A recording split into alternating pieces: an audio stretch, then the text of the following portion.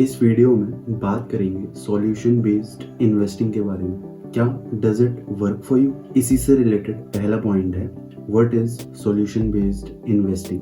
Solution based investing एक ऐसा तरीका है जो आपके स्पेसिफिक फाइनेंशियल गोल्स जैसे कि रिटायरमेंट या एडुकेशन को पूरा करने पर केंद्रित है। ये ट्रेडिशनल तरीकों से इस मायने में अलग है कि ये स्टॉक्स, बॉन्ड्स या अदर एसेट में सिर्फ अलॉटमेंट करने के बजाय आपके फाइनेंशियल गोल्स को प्राप्त करने के लिए बनाया गया है। ये आपके जोखिम सहनशील समय सीमा को ध्यान में रखते हुए ये आपके लिए एक इंडिविजुअल इन्वेस्टमेंट सॉल्यूशन तैयार करता है। ये आपको ऐसी सुविधा देता है कि आपको अलग अलग इन्वेस्टमेंट्स का पता लगाने और उन्हें अरेंज करने की ज़रूरत नहीं पड़ती। क्या सॉल्यूशन पेश किए जाते हैं?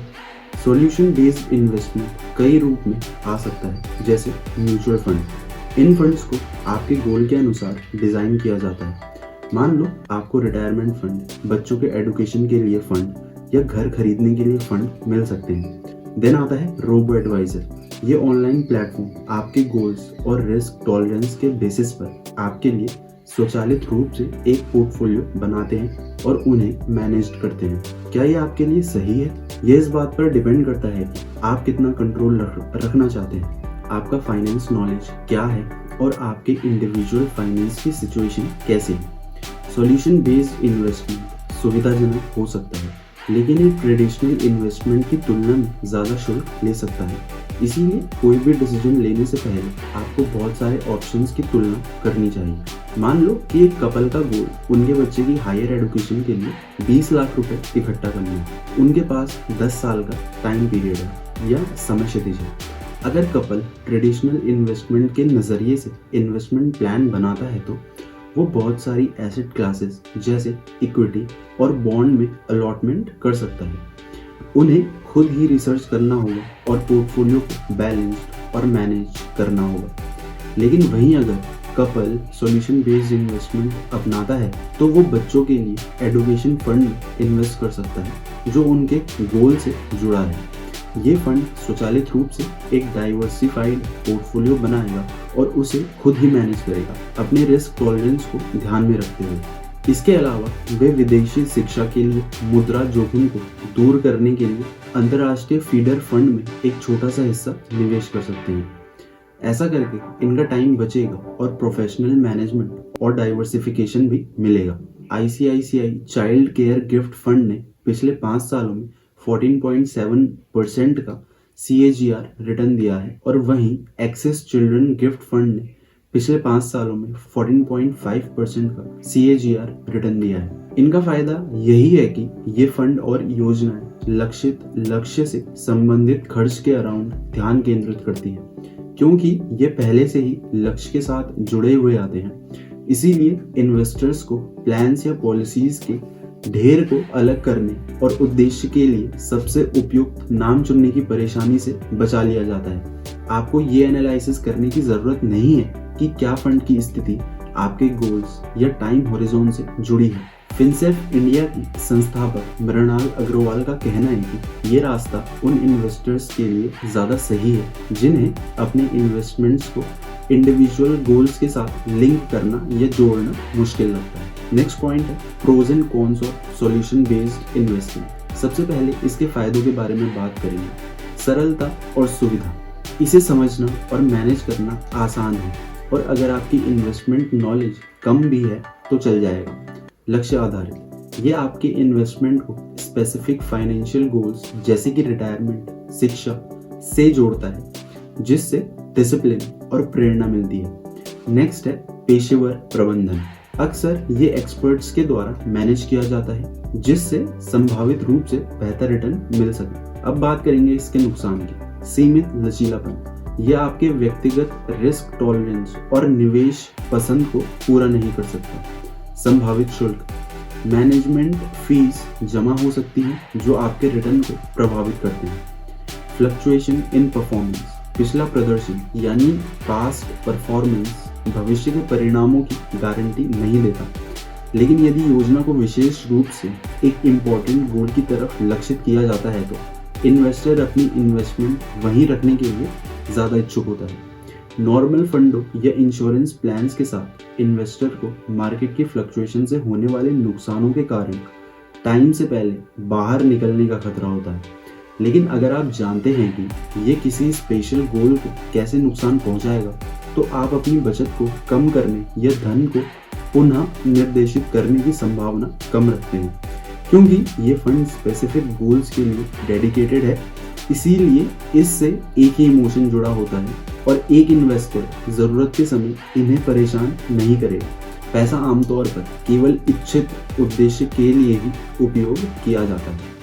शीर्ष 3 विविध इक्विटी फंडों के लिए जिनका AUM सबसे ज़्यादा था, एवरेज इन्वेस्टर को केवल 12.1% का एनुअल रिटर्न मिला, जबकि नवंबर 2021 में कंप्लीट हुए 10 साल के SIP में इन फंडों के लिए 21% रिटर्न दिया गया। इन्वेस्टर को निरंतर निवेश व्यवहार न अपनाने के कारण 9% रिटर्न जो प्राप्त होना था वो नहीं हुआ। इसी तरह के 3 सॉल्यूशन बेस्ड फंडों की स्टडी से पता चलता है कि इनमें रिटर्न और इन्वेस्टर्स को मिलने वाले रिटर्न के बीच का अंतर बहुत कम है। इन फंडों ने 10 साल के टाइम पीरियड में 15% का रिटर्न दिया है, जबकि इन्वेस्टर्स ने 12.8% एज अ रिटर्न हासिल किया है। क्लियरली इससे ये पता चलता है कि सॉल्यूशन ओरिएंटेड फंड इन्वेस्ट करने वालों को डिसिप्लिन बचत से लाभ हुआ है। ये इन फंडों में 5 साल की कंपलसरी लॉक इन पीरियड के कारण है। ये लॉक इन फंडों को नियमित फंडों से अलग करता है। एमफी के आंकड़ों के अनुसार बिजनेस में केवल 42% इक्विटी संपत्तियां 2 साल से ज्यादा टाइम तक इन्वेस्टेड रहती। पहले जब लॉक इन पीरियड कंपलसरी नहीं था तो ये फंड इन्वेस्टर्स को जल्दी बाहर निकलने के कारण 3 से 4% तक का भारी एग्जिट चार्ज लगाते थे। चाहे आप अपने बच्चे के लिए सेविंग कर रहे हो या अपनी रिटायरमेंट के लिए, इंश्योरर्स यानी बीमा कर्ताओं की योजनाएं भी जल्द ही बाहर निकलने की अनुमति नहीं देती या पॉलिसी समाप्ति पर भारी लागत वसूल करती है। इस बाधा को देखते हुए निवेशक आमतौर पर पॉलिसीज की मैच्योरिटी तक बनी रहते हैं। नेक्स्ट पॉइंट है, क्या सॉल्यूशन बेस्ड इन्वेस्टिंग आपके लिए है भी या नहीं। कोई भी डिसीजन लेने से पहले खुद से ये सवाल जरूर पूछें, जिनमें से पहला है, आपकी व्यक्तिगत स्थिति क्या है। आप बाजार के उतार चढ़ाव को कितना झेल सकते हैं। आपका इन्वेस्टमेंट के बारे में कितना नॉलेज है। आपका फाइनेंशियल गोल क्या है और आप क्या हासिल करना चाहते हैं। रिटायरमेंट या घर खरीदना इत्यादि। या आपके फाइनेंशियल गोल्स आपको कितने टाइम हॉरिजॉन के अंदर पूरे करने हैं। नेक्स्ट सवाल जो आप अपने आप से पूछते हैं वो है तुलना करना। सॉल्यूशन बेस्ड इन्वेस्टमेंट को दूसरे तरीकों से कंपेयर करें, जैसे कि खुद इन्वेस्ट करना, DIY तरीके। आपको इसके हर तरीके के फायदे नुकसान समझने होंगे। और नेक्स्ट है सॉल्यूशन बेस्ड इन्वेस्टमेंट का अच्छे से डीपली एनालिसिस करना। चुने हुए सॉल्यूशंस की फीस, परफॉर्मेंस और हिस्ट्री और इन्वेस्टमेंट विजन की जांच करें। समझें कि उनका पैसा कैसे मैनेज होगा। नेक्स्ट है एडवाइस लेना। कॉम्प्लेक्स फाइनेंशियल सिचुएशंस में प्रोफेशनल फाइनेंशियल एडवाइजर से मदद लें। वे आपके लिए सबसे अप्रोप्रिएट सॉल्यूशंस यानी उपयुक्त समाधान चुनने में आपकी मदद कर सकते हैं। और हमेशा याद रखें कि कोई ऐसा आकार सभी के लिए फिट नहीं बैठता। अपना इंडिविजुअल एनालिसिस जरूर करें। सॉल्यूशन बेस्ड इन्वेस्टमेंट सुविधाजनक है, लेकिन ट्रेडिशनल इन्वेस्टमेंट से ज्यादा फीस ले सकता है। अब सवाल आता है कि निष्पादन मिला जुला रहा समाधान यानी एग्जीक्यूशन बीन मिक्स्ड सॉल्यूशन। और यहाँ पे सवाल आता है कि बेस्ड ऑफरिंग्स के प्रदर्शन के बारे में क्या। बहुत कम रिटायरमेंट फंड्स और बच्चों के फंडों का लंबा ट्रैक रिकॉर्ड है। गहरे भावनात्मक जुड़ाव और 5 साल के लॉक इन के लीडरशिप में इन्वेस्टर की दृढ़ता इन फंडों को हेल्दी लॉन्ग टर्म रिटर्न देने के लिए आइडियल प्लेटफॉर्म प्रोवाइड करती है। हालांकि कुछ एक्सेप्शंस को छोड़कर इन फंडों का परफॉर्मेंस काफी हद तक कमजोर ही रहा है, क्योंकि ज्यादातर हाइब्रिड नेचर के होते हैं। इसीलिए लंबे समय में रिटर्न शुद्ध इक्विटी फंडों के बराबर नहीं होते। बहुत से लोग एग्रेसिव हाइब्रिड फंडों के साथ बने रहने के लिए स्ट्रगल कर रहे हैं। पिछले 10 सालों में बच्चों के फंडों ने एवरेज 13.4% CAGR हासिल किया है, जबकि अग्रेसिव हाइब्रिड फंड जबकि अग्रेसिव हाइब्रिड फंडों ने 14.8% की वृद्धि दर्ज की है। हालांकि इनका प्रदर्शन डायनेमिक एसेट अलॉटमेंट या बैलेंस्ड एडवांटेज फंडों से बेहतर यानी 12% का रहा है। HDFC चिल्ड्रन गिफ्ट फंड और ICICI चाइल्ड केयर गिफ्ट क्रमशः 16.7% और 15.6% के रिटर्न देने में सफल रहे। रिटायरमेंट फंड्स ने भी मामूली प्रदर्शन किया है। इन्होंने पिछले एक दशक में 11.7% की वृद्धि दर्ज की है, जो डायनेमिक एसेट अलॉटमेंट फंडों के बराबर है। Tata retirement saving moderate plan एकमात्र पेशकश है जिसने 16% CAGR पर रिटर्न दिया है। पेंशन न होने पर लोग आजीवन पेंशन के झांसे में आकर बचत पेंशन प्लान या एन्युटी में इन्वेस्ट या अपनी अमाउंट लगाते हैं। ट्रेडिशनल रिटायरमेंट योजनाएं दो मुख्य प्रकारों में आती हैं। पहली टाली हुई एन्युटी और दूसरी इमीडिएट एन्युटी। टाली हुई योजनाओं में आप जमा करते हैं और जो जमा होते हैं लेकिन मैच्योरिटी पर सिर्फ 1/3 अमाउंट निकाल सकते हैं, बाकी से कंपलसरी एन्युटी खरीदनी होती है। इसमें इमरजेंसी सिचुएशंस में एग्जिट की परमिशन नहीं है और पैसा मैच्योरिटी तक लॉक रहता है। आप कभी नहीं जानते कि कब फाइनेंशियल इमरजेंसी आपके पास आ सकती है और तब ये योजनाएं मदद नहीं कर पाएंगी। आप ये कर सकते हैं कि जल्दी ही एन्युटी में पैसा लमसम लगाएं और तुरंत इनकम पाएं, मगर इसमें रिटर्न कम है, सिक्योरिटी ज़्यादा मिलेगी, लेकिन कुछ एक्सपर्ट्स इन्हें खराब ऑप्शंस मानते हैं। ये बीमा रिटायरमेंट पर लमसम या किस्तों में पैसा देते हैं। 5 साल आपको इसमें पार्शियल विड्रॉल की फैसिलिटी भी मिलती है। इन्वेस्टमेंट से ज़्यादा रिटर्न मिलता है और अच्छी मैच्योरिटी अमाउंट मिलती है जो कि टैक्स फ्री होती है। कुछ पूरे जीवन के ULIPs बढ़ाने घटाने का ऑप्शन देते हैं, लेकिन इनिशियल फेज में हाई अमाउंट इन्वेस्टमेंट पर कम पैसा जाने का कारण बन सकते हैं। एग्जाम्पल है HDFC Life, Bajaj Allianz Long Life Gold, Max Life Insurance, online saving plan retirement और ICICI Prudential Life Signature. Next point है additional points to consider in this topic. पहला पॉइंट है इसमें टेक्नोलॉजी की भूमिका, जैसे रोबोट एडवाइजर जैसे तकनीकी समाधान कम शुल्क पर स्वचालित निवेश प्रबंधन उपलब्ध कराते हैं और ऑनलाइन प्लेटफॉर्म फाइनेंशियल गोल्स के अनुसार इन्वेस्टमेंट ऑप्शन चुनने में मदद करते हैं। हमेशा उन सॉल्यूशंस के पोटेंशियल हितों के टकराव की जांच करें। एग्जाम्पल के लिए बिक्री कमीशन से प्रभावित निवेश, प्रबंधन शुल्क, फंड खर्च और अन्य छिपी लागतों को समझें और उनकी तुलना करें। नियमित निगरानी और पुनः संतुलन, नियमित रूप से अपने इन्वेस्टमेंट परफॉर्मेंस की जांच करें और बाजार के बदलावों के अनुसार पोर्टफोलियो को रीबैलेंस करें। प्रोफेशनल एडवाइस पर विचार करें, खासकर जब बाजार में उतार चढ़ाव हो। डेडिकेटेड रिटायरमेंट फंड कुछ समय से मौजूद है, लेकिन ये सच्चे पेंशन या एन्युटी ऑप्शंस नहीं है। ज़्यादातर फंड 3-4 वेरिएंट में आते हैं, जैसे HDFC का इक्विटी, हाइब्रिड इक्विटी और हाइब्रिड डेट प्लान। इन्वेस्टर इन्हें अपनी आवश्यकताओं के अनुसार चुन सकता है। ज़्यादातर रिटायरमेंट फंड स्विच करने की अनुमति देते हैं बिना किसी फीस के। ये खुद किया जा सकता है या ऑटोमेटिक ऑप्शंस आप या इन्वेस्टर चुन सकते हैं। NPS में भी ये फैसिलिटी है, पर वहाँ टैक्स नहीं लगता। हालांकि रिटायरमेंट फंड्स के कई नुकसान होते हैं, लेकिन उनका एक फ़ायदा ये है कि उन्हें NPS या इंश्योरर्स के पेंशन प्लान की तरह मैंडेटरी एन्युटी खरीदने की ज़रूरत नहीं होती। मैच्योरिटी पर NPS कॉर्पस का 40% और पेंशन प्लान इनकम का 66% पेंशन बनाने के लिए एक एन्युटी में डाइवर्ट करना पड़ता है। रिटायरमेंट फंड्स इन्वेस्टर्स को रिटायरमेंट के टाइम एक व्यवस्थित निकासी योजना यानी SWP स्थापित करने की अनुमति देती है, ताकि वे अपनी आवश्यकताओं के अनुसार स्टेबल इनकम प्राप्त कर सकें। एन्युटी प्लान के अपार्ट SWP बहुत फ्लेक्सिबिलिटी प्रोवाइड कराता है। अगर आपको कुछ समय के लिए पैसे की जरूरत नहीं है तो आप अमाउंट को कम कर सकते हैं या अपनी एग्जिट भी रोक सकते हैं। महंगाई से मुकाबला करने के लिए SWP राशि अमाउंट बढ़ाएं। पेंशन प्लान और रिटायरमेंट फंड में निवेश पर ATC के तहत टैक्स कटौती मिलती है, लेकिन NPS ज्यादा फायदा देता है। NPS सब्सक्राइबर को 1.5 लाख की सीमा के साथ 80 CCD1 के तहत टैक्स में बेनिफिट मिलता है, प्लस अतिरिक्त 50,000 की छूट मिलती है। एम्प्लॉयर का NPS पार्टिसिपेशन स्टाफ के बेनिफिट के लिए और इनकम बेसिक प्लस DA के 10% तक बिना किसी लिमिट के टैक्स डिस्काउंट योग्य है। हाइब्रिड फंड्स के 14.8% के मुकाबले बच्चों के फंड ने 10 साल में 13.4% रिटर्न दिया है।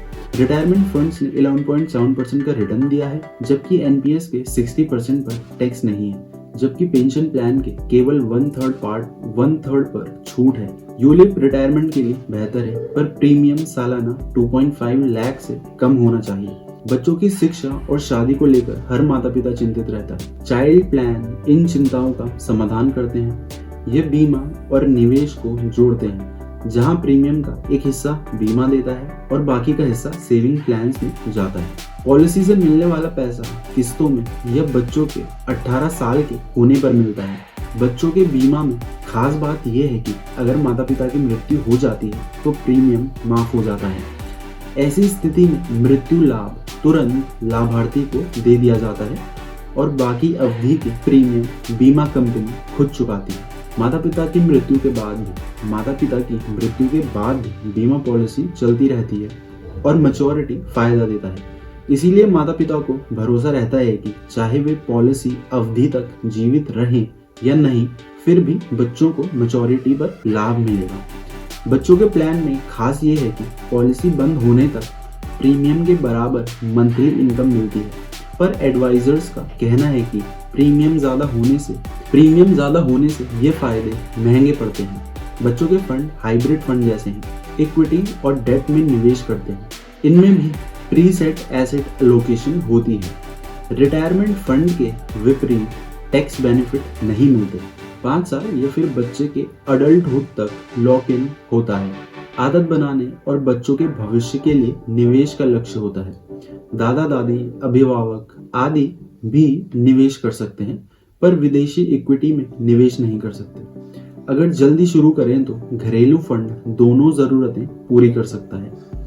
फाइनेंशियल एडवाइजर्स का कहना है कि बच्चों के लिए या फिर रिटायरमेंट जैसे नाम वाले फंड और इंश्योरेंस पॉलिसीज सिर्फ मार्केटिंग का शोर है। इनमें कोई खास बेनिफिट नहीं है।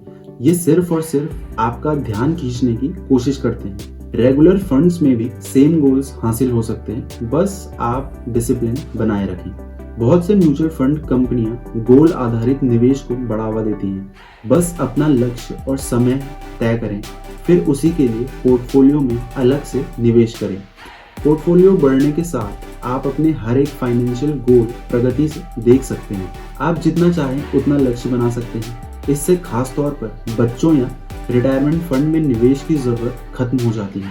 कोई भी डाइवर्सिफिकेशन फंड गोल बेस्ड सॉल्यूशन बन सकता है। एक्सपर्ट्स का कहना है कि सिर्फ गोल सेंटर्ड अप्रोच जरूरी है।